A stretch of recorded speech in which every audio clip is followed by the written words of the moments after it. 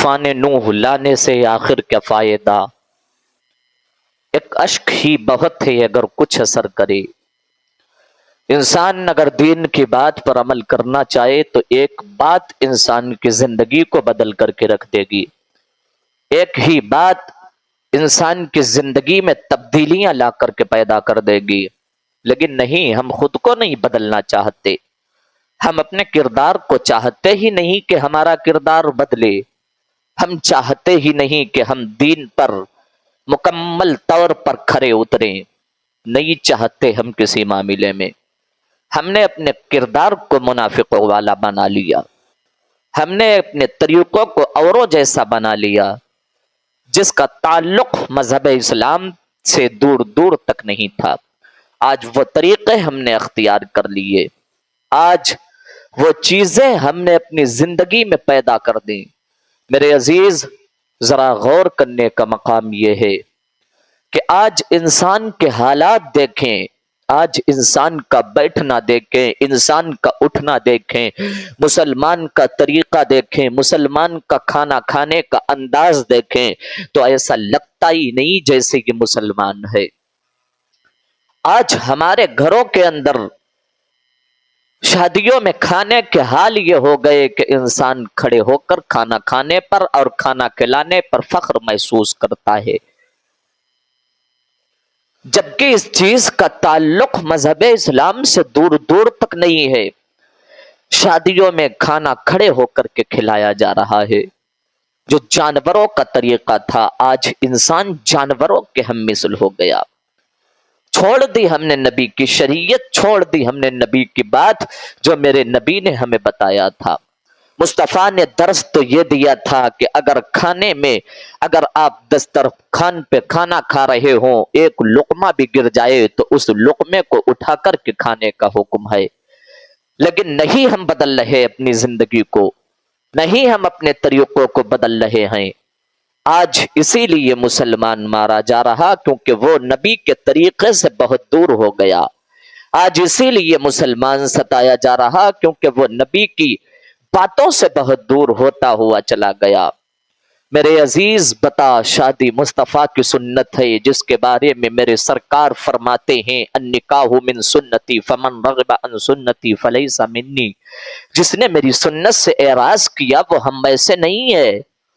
میرے عزیز، اس پاکیزہ سنت کے موقع پر اگر ہم مصطفیٰ کے فرمان پر عمل نہیں کریں گے تو ہم کس کے فرمان پہ عمل کریں گے؟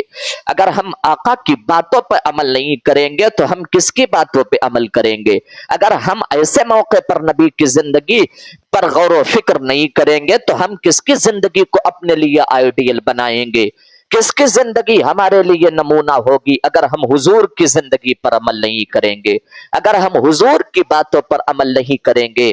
میرے عزیز، حضور تو فرماتے ہیں نکاح میری سنت ہے، جس نے اس سے اعراض کیا وہ ہم میں سے نہیں ہے۔ اس پاکیزہ سنت کے موقع پر نہ ہم نے رحمان کو راضی کیا نہ اس کے رسول کو راضی کیا۔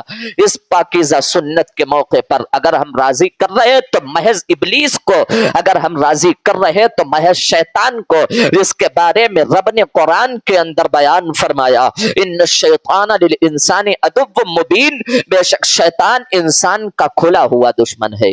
یہی وہ شیطان ہے جس کے بارے میں قرآن کہتا ہے کمثل الشیطان اذ قال للانسان اکفر، جب شیطان نے انسان سے کہا کفر کر، فلما کفر، انسان کفر کر بیٹھا، قال انی بریء منک، شیطان نے پھر انسان سے کہا اب میں تو تجھ سے بری ہوں، انی اخاف اللہ، اس لیے میں اللہ سے ڈرتا ہوں جو سارے جہان کا رب ہے۔ نہیں ہم نے حضور کی زندگی پر عمل کیا، نہیں ہم نے حضور کی باتوں پر عمل کیا، نہیں ہم نے اللہ کے فرمان پر عمل کیا۔ اگر ہم نے راضی کیا تو شیطان کو راضی کیا۔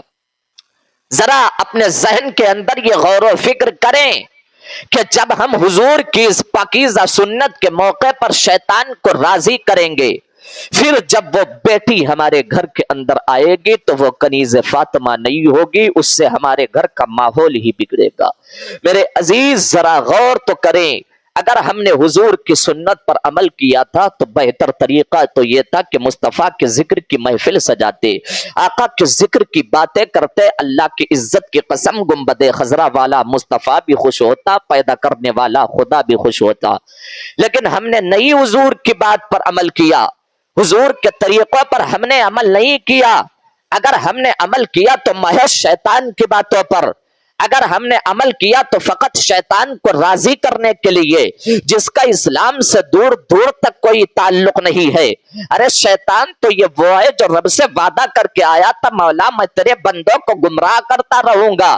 تو رب نے کہا اے شیطان تو اگر میرے بندوں کو گمراہ کرتا رہے گا تو میرے بندوں میں سے کوئی مجھ سے معافی طلب کرے گا، میں اس کی آخری سانس تک اسے معاف بھی کرتا رہوں گا۔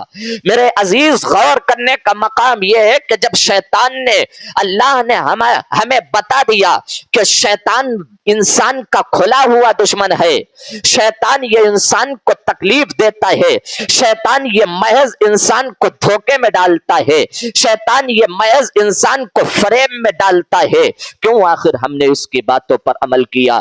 کیوں ہم نے حضور کی زندگی کو اپنے لیے بہترین نمونہ عمل نہیں بنایا؟ کیوں ہم نے حضور کی باتوں پر عمل نہیں کیا؟ اب ذرا غور کرنے کا مقام یہ ہے کہ جب ہم ایسی پاکیزہ سنت پر شیطان کو راضی کریں گے، کھڑے ہو کر کے کھانا کھائیں گے اور کھڑے ہو کر کے کھانا کھلائیں گے، تو میرے عزیز بتا جو 1 سال کے بعد بچہ پیدا ہوگا وہ کوئی غلام عبد القادر نہیں ہوگا، وہ بچہ ایسا ہی ہوگا، کبھی باپ کے خلاف بولے گا، کبھی ماں کے خلاف زبان درازی کرے گا، اس کے سینے کے اندر دور دور تک نہ اسلام کا درد پیدا ہوگا، نہ مذہب اسلام کی محبت پیدا ہوگی۔ جب ماں باپ اچھے ہوتے ہیں پہلے سے ہی، تبھی بچے صلاح الدین ایوبی جیسے، محمد بن قاسم جیسے، طارق ابن زیاد جیسے، خالد ابن ولید جیسے بچے پیدا ہوتے ہیں۔ تو پہلے ہمیں خود کو بدلنے کی ضرورت ہے۔ اگر ہم نے خود کو بدل لیا تو یقیناً ہماری آنے والی نسلیں بھی اسلام سے محبت کرتی ہوئی نظر آئیں گی۔